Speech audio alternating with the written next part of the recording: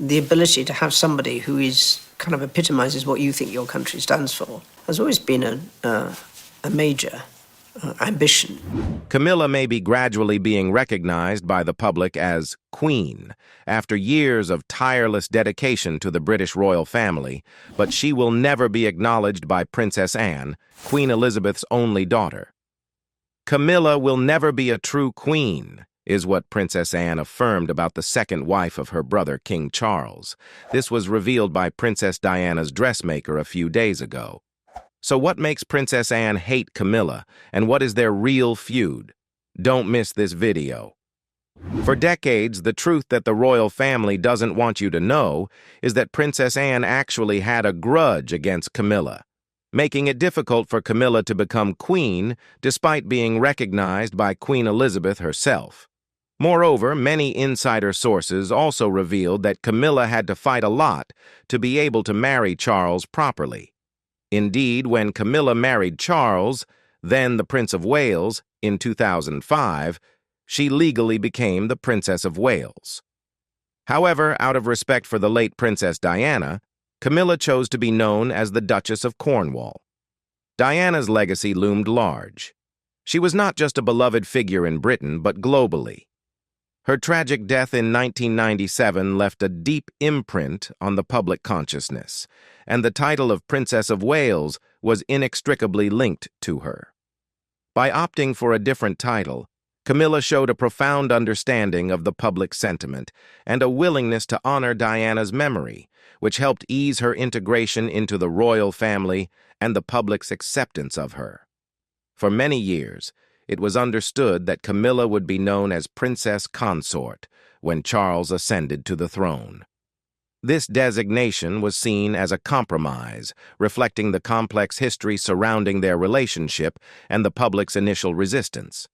The title Princess Consort was meant to acknowledge Camilla's position without overshadowing the legacy of Diana. However, in a significant shift, Queen Elizabeth II announced in early 2022 that Camilla should be known as Queen Consort upon her death. This decision marked a turning point, signifying a broader acceptance and recognition of Camilla's role within the royal family. However, Princess Anne, Queen Elizabeth II's only daughter and Charles's only sister, reportedly had reservations about this change. According to royal biographer Angela Levin in her book Camilla, Duchess of Cornwall, A Royal Survivor, Anne and Camilla initially did not have a warm relationship. Camilla found Anne's frosty demeanor difficult and somewhat unnerving to cope with. Anne, known for her straightforward and no-nonsense attitude, maintained her distance from Camilla for years, creating an air of tension and unease. Moreover, Princess Diana's dressmaker reveals that Anne's skepticism extended to her view of Camilla's potential future as Queen Consort. Anne's remark that Camilla will never be a true queen highlights the initial resistance within the royal family to fully embracing Camilla in this role. This skepticism was not just a matter of personal feelings, but also reflected the broader public and familial complexities that Camilla had to navigate. Why does Princess Anne hate Camilla so much? A confidential source revealed that Queen Camilla and Princess Anne's relationship traces back to Camilla's first husband, Andrew Parker Bowles. The intriguing connection between these two women began long before their paths converged within the royal family. In June 1970, Princess Anne, then a vibrant 19-year-old, went on a date with the charming British Army officer Andrew Parker Bowles. This encounter is particularly noteworthy because Parker Bowles would later marry Camilla Shand, who would become known as Camilla Parker Bowles. According to Sally Bedell Smith, the author of Prince Charles, The Passions and Paradoxes of an Improbable Life, Andrew Parker Bowles and Camilla Shand met in the late 1960s, a few years before he and Anne went on their first date. Their relationship was characterized by an on-again, off-again dynamic, suggesting that there could have been a love triangle involving Parker Bowles, Camilla, and Anne during that period. However, the relationship between Anne and Parker Bowles didn't appear to be all that serious. In Season 3, Episode 9 of The Crown, Princess Anne, portrayed by Erin Doherty, tells her family that she and Andrew are only interested in a bit of fun, as detailed by the Los Angeles Times. While the public has no way of knowing whether this interaction between a young Anne and a mortified Queen actually happened, Bedell Smith confirmed that Anne and Parker Bowles were never in it for the long haul. This sentiment is supported by Anne's own statements and behaviors, which suggest that their relationship was more about enjoying each other's company rather than pursuing a serious commitment. One significant barrier to a serious relationship between Anne and Andrew was his Catholic faith. As Bedell Smith explained, Andrew's being Catholic made him an unlikely suitor for Queen Elizabeth II's only daughter. The religious differences posed a significant obstacle, given the Church of England's position and the royal family's expectations regarding marriage. Additionally, while Anne and Andrew shared a mutual love of horses, a passion that brought them together, they never considered entering into a serious relationship that could lead to marriage. Pinning down the exact timeline of Princess Anne and Andrew Parker Bowles' breakup is challenging. According to biographer Sally Bedell Smith, the details of their romance's end are murky, but it was undoubtedly before 1973 when Andrew and Camilla became engaged. Bedell Smith notes that during this period, Princess Anne had no shortage of admirers, indicating that while her relationship with Andrew was significant, it was not her only romantic engagement. Andrew Parker Bowles, in his 30s at the time, faced increasing pressure to settle down and make a commitment. He and Camilla Shand had been in an on-again, off-again relationship for several years. This relationship was characterized by its ups and downs, a dynamic that added to the complexity of Andrew's interactions with Anne. As pressure mounted on Andrew to commit, he eventually proposed to Camilla, his girlfriend of nearly 7 years. This proposal, as Bedell Smith describes, was partially driven by public and familial expectations. Camilla and Andrew's engagement came before their marriage on July 4, 1973.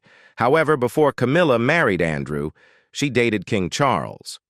The circumstances surrounding Camilla and Charles's initial meeting vary according to different sources.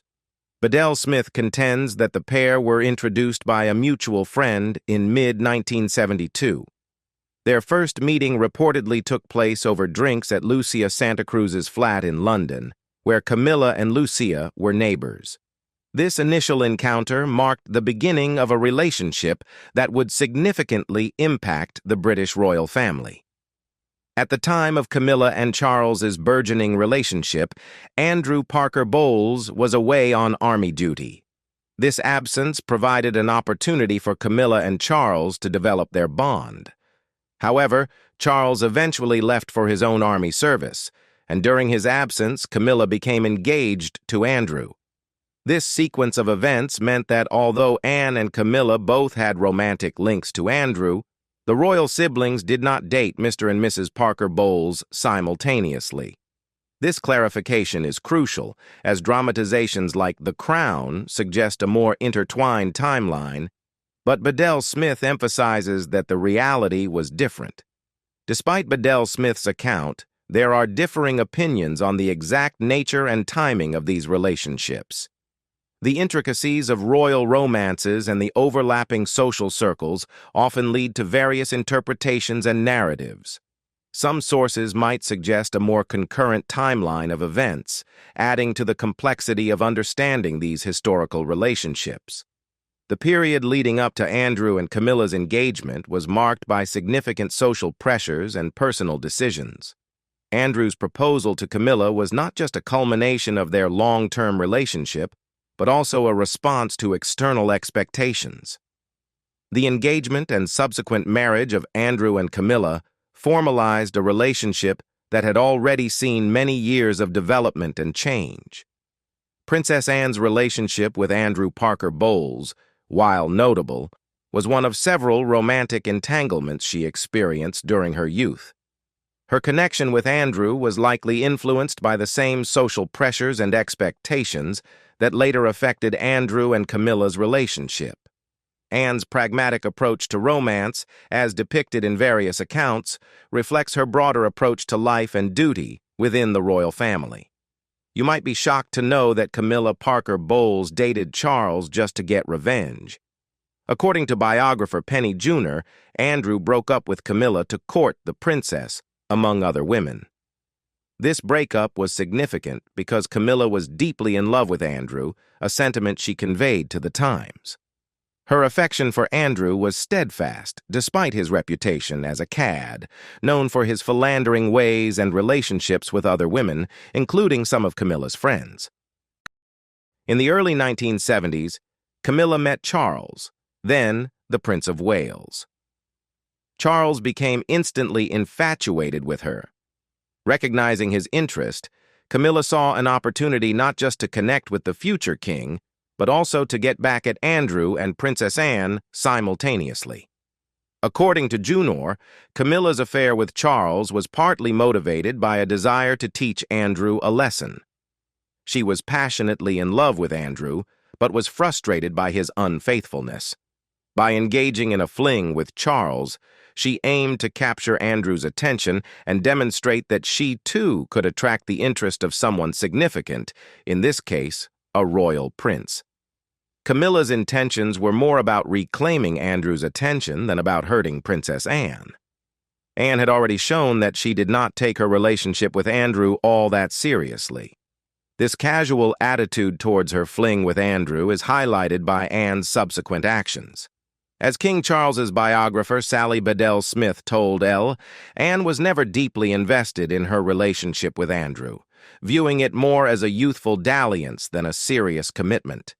Around the same time that Camilla and Andrew announced their engagement in early 1973, Princess Anne announced her engagement to Mark Phillips. This simultaneous announcement underscores the transient nature of Anne's relationship with Andrew. Anne and Mark Phillips married just a few months after Camilla and Andrew Parker Bowles, as outlined by Harper's Bazaar. The intricate love triangle, or more accurately, quadrangle, involving Queen Consort Camilla Parker Bowles, King Charles, Princess Anne, and Andrew Parker Bowles, is one of the more complex and controversial episodes in the history of the British royal family. However, despite the initial complications, it appears to have concluded with a surprising degree of grace and amicability. Camilla and Charles' relationship is well known for having stirred significant public and private turmoil, culminating in Charles's divorce from Princess Diana. Diana's tragic death further cast a long shadow over this chapter of the royal family's history. However, the relationships between the other individuals involved in this early affair managed to remain far more congenial. Princess Anne and Andrew Parker Bowles, despite their brief romantic fling, managed to forge a lifelong friendship. According to Prince Charles's biographer, Sally Bedell Smith, Anne and Andrew's bond has endured and even thrived over the years. This enduring friendship is evidenced by Anne's decision to appoint Andrew as the godfather to her second child, Zara Phillips, now Zara Tyndall. Their relationship is often publicly visible, with the two frequently seen engaging in friendly conversations at various events, sometimes accompanied by Zara. This indicates that the drama surrounding the love triangle was largely confined to the romantic entanglements of Camilla and Charles. Camilla and Andrew, who share 2 children and 5 grandchildren, also managed to maintain a friendly relationship after their divorce in 1995. This divorce occurred just a year before Charles and Diana's divorce was finalized. Despite the end of their marriage, Camilla and Andrew's friendship persisted. This enduring bond was highlighted when Andrew, along with his second wife, Rosemary Pittman, attended Camilla and Charles's civil wedding on April 9, 2005. This gesture underscored the cordial nature of their post-divorce relationship. The depth of Camilla and Andrew's enduring friendship was further demonstrated when Camilla attended Rosemary Pittman's funeral in 2010 after she succumbed to cancer. This act of solidarity highlighted the mutual respect and affection that had survived despite the dissolution of their marriage and the complexities of their past relationships. The love quadrangle that involved Camilla, Charles, Anne, and Andrew, while initially fraught with complications, ultimately evolved into a series of amicable relationships. Anne and Andrew's friendship remained strong, with Anne even honoring Andrew with a significant familial role as Zara's godfather. Camilla and Andrew, despite their divorce, maintained a cordial and supportive relationship, which was evident in their interactions over the years. However, the relationship between Princess Anne and Queen Consort Camilla Parker Bowles has been a subject of much speculation and intrigue. Despite the outward appearance of cordiality, many insiders and royal family experts suggest that there are underlying tensions between the two women. In 2020, New Idea reported that the tensions between Anne and Camilla are far from resolved. Citing an unnamed insider, the article suggested that the two women, while maintaining a facade of friendliness in public, actually can't abide each other. The resurgence of their romantic history on the popular Netflix series The Crown supposedly exacerbated these tensions, bringing old wounds back to the surface. The insider claimed that Anne holds a particular grudge against Camilla, feeling that her sister-in-law intrudes on her relationship with her brother, King Charles. The report suggested that Anne rarely gets any alone time with Charles because Camilla is always present, a situation that reportedly frustrates Anne. However, despite these claims, body language expert Judy James offers a different perspective. Analyzing their public interactions, James told The Express that Anne and Camilla exhibit no visible signs of tension and often engage in lively conversation. Given their past histories, with Anne having dated Camilla's ex-husband, the relationship between Anne and Camilla might have been difficult, but in fact, the two women seem very tolerant of one another to the point of often looking like old friends, James observed. To support her analysis, James pointed to the 2019 Royal Family Christmas Day church service, where both women coincidentally wore striking purple outfits. According to James, Camilla made a playful elbowing gesture to Anne, pointing out their matching attire, and the two women laughed together, suggesting a level of camaraderie. This discrepancy between insider reports and public appearances highlights the complexity of royal relationships. On one hand, the resurfacing of old romantic rivalries on The Crown and the continual speculation by royal experts and insiders suggest deep-seated tensions. On the other hand, the public displays of friendliness and the analysis by body language experts paint a picture of two women who have managed to navigate their shared past with grace and humor. Camilla, for her part, is reportedly eager to move past the historical tensions and build a positive relationship with Anne. The New Idea article suggests that Camilla wishes Anne would give her a chance and let go of the past. This desire for reconciliation indicates that, at least from Camilla's perspective, there is hope for a more harmonious relationship. Despite Anne's unpleasant attitude, Camilla was now known as Queen and had the support of much of the public. Many people are curious about Camilla's rise and ask, why is Camilla's title now Queen, and why has Prince Philip never been called King? Will Charles intervene in this matter? In fact, the titles held by spouses of British monarchs have long followed a complex and traditional hierarchy, reflecting both historical precedents and the nuances of British constitutional monarchy. This difference in titles is starkly evident when comparing the titles bestowed upon the wives of reigning kings and the husbands of reigning queens. Historically, the wives of sitting British monarchs have traditionally assumed the title of Queen. This title signifies their position as consort to the reigning monarch. One of the most recent examples of this tradition is Queen Elizabeth, the Queen Mother. She held the title of Queen during her marriage to King George VI from 1936 until his death in 1952. Upon his death, she became known as the Queen Mother, distinguishing her from her daughter, Queen Elizabeth II. In contrast, the title of king is not bestowed upon the husbands of reigning queens. This is primarily due to two reasons rooted in tradition and the constitutional framework of the British monarchy.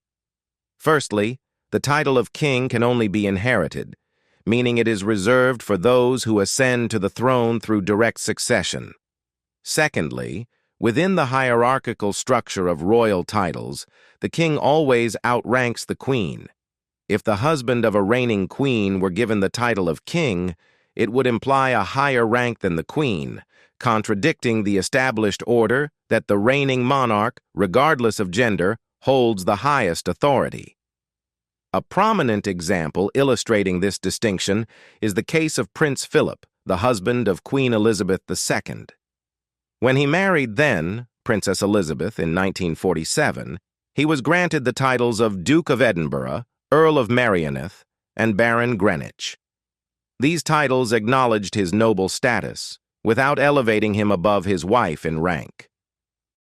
Unlike Queen Camilla, who, as the wife of King Charles III, was crowned Queen Consort during her husband's coronation, Prince Philip did not receive a coronation alongside Queen Elizabeth II during her 1953 coronation. His role, while significant, was more supportive and ceremonial. He was given the formal title of Prince Philip in 1957 through a letters patent issued by Queen Elizabeth II. This designation recognized his unique status as the consort of the Queen while maintaining the established tradition that the husband of a reigning queen does not assume the title of king. This distinction underscores the unique and historically rooted practices within the British monarchy, highlighting the different paths of recognition and honor for male and female consorts. The careful balance of these titles reflects the enduring traditions that have shaped the British royal family for centuries. What do you think about the uneasy relationship between Princess Anne and Queen Camilla? Leave us your comments in the section below. We hope you have found this helpful video. Don't forget to leave a like, share, and subscribe to the channel if you like it.